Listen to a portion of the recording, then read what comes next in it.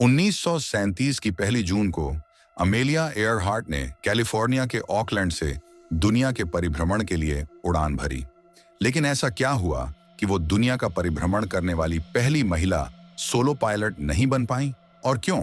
1937 की 2 जुलाई को प्रशांत महासागर के ऊपर उड़ते हुए अमेलिया और उनके नेविगेटर फ्रेड नूनन लापता हो गए। 2018 में जब शोधकर्ताओं को अमेलिया और नूनन के लापता होने की सच्चाई का पता चला तो सुनने वालों के रोंगटे खड़े हो गए। नमस्कार दोस्तों, आप देख रहे हैं एपीसी वर्ल्ड और आज हम बात करने वाले हैं अमेलिया एयरहार्ट के लापता होने के रहस्य के बारे में। अमेलिया जब पायलट बनी थी उस समय महिलाओं के लिए एक एविएटर बनना इतना आसान नहीं था, लेकिन कई चुनौतियों के बावजूद अमेलिया ने न केवल एविएटर बनने का सपना पूरा किया बल्कि समय के साथ उन्होंने कई रिकॉर्ड भी स्थापित किए। अमेलिया पहली महिला एविएटर थीं जिन्होंने अकेले अटलांटिक महासागर को पार किया था। वह पहली महिला थीं जिन्होंने मेक्सिको से न्यू जर्सी तक उड़ान भरी थी। इसके अलावा अमेलिया के नाम पर महिलाओं के डिवीजन में स्पीड और एल्टीट्यूड रिकॉर्ड्स भी थे। उस समय की महिलाओं के लिए अमेलिया एक बहुत बड़ी प्रेरणा और गर्व का कारण थी।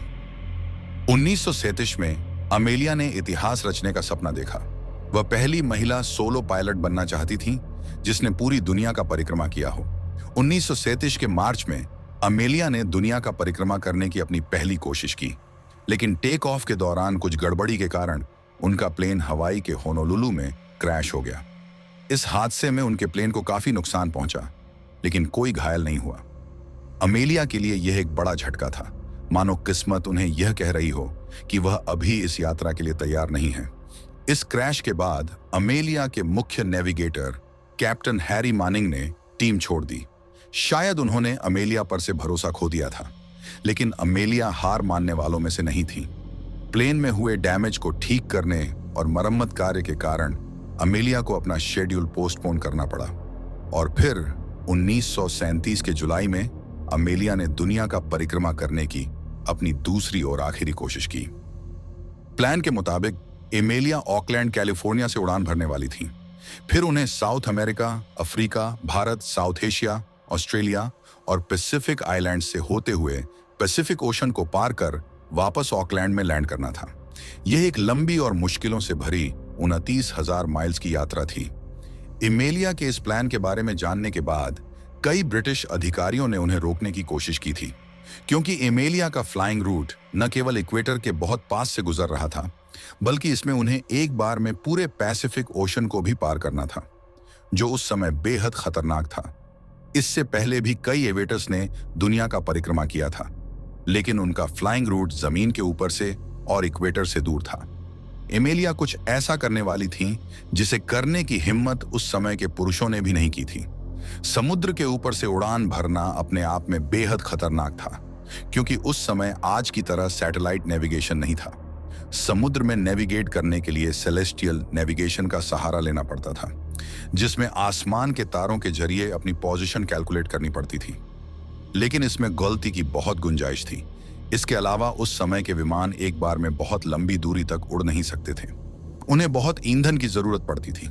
नेविगेशन की समस्या को दूर करने के लिए एमेलिया ने रेडियो कम्युनिकेशन का सहारा लेने का सोचा।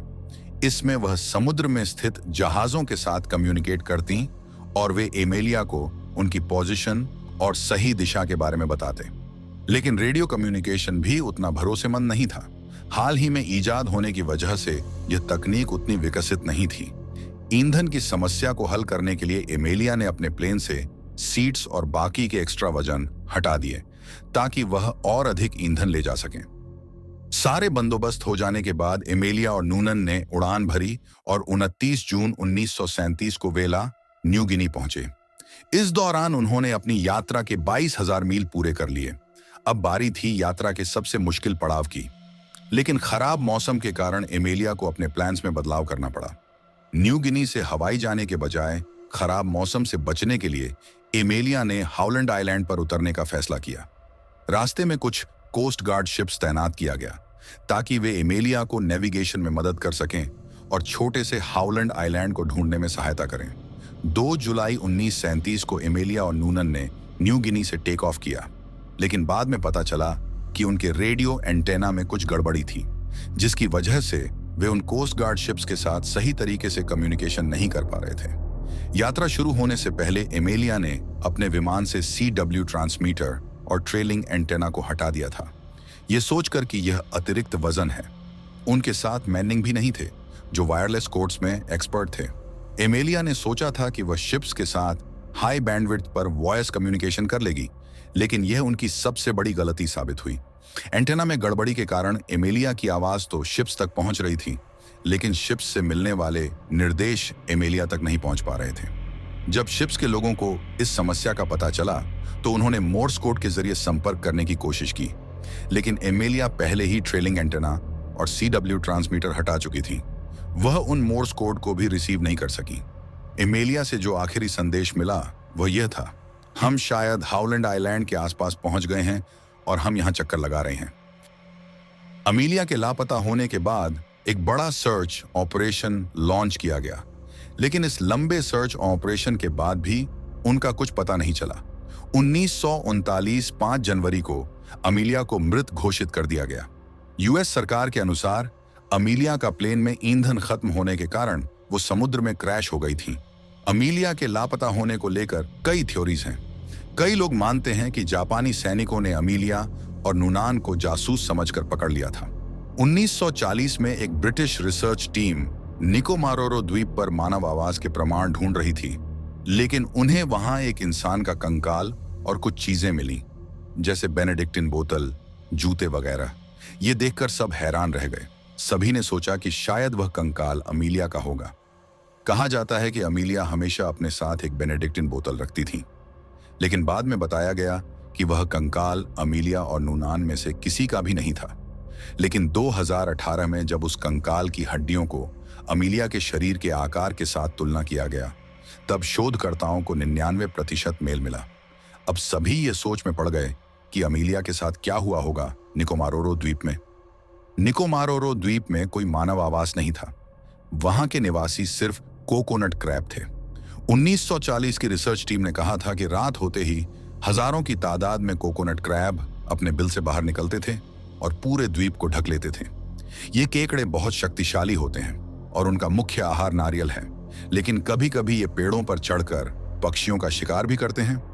और जब बाकी कोकोनट क्रैब को उस पक्षी के खून की गंध मिलती है तो हजारों कोकोनट क्रैब उस पर टूट पड़ते हैं। माना जाता है कि ईंधन खत्म होने के बाद अमीलिया का प्लेन क्रैश हो गया और वह निकोमारोरो द्वीप पर पहुंची। वहां वह कुछ समय तक जिंदा भी रही, लेकिन रात को जब केकड़ों को उसके घावों से निकले खून की गंध मिली तो हजारों केकड़े उस पर टूट पड़े और उसके शरीर के टुकड़े कर दिए। अगर यह वीडियो आपको अच्छा लगा हो तो लाइक करें, सब्सक्राइब करें और अपने दोस्तों और परिवार के साथ इस वीडियो को शेयर करें। मिलते हैं आपसे अगले वीडियो में।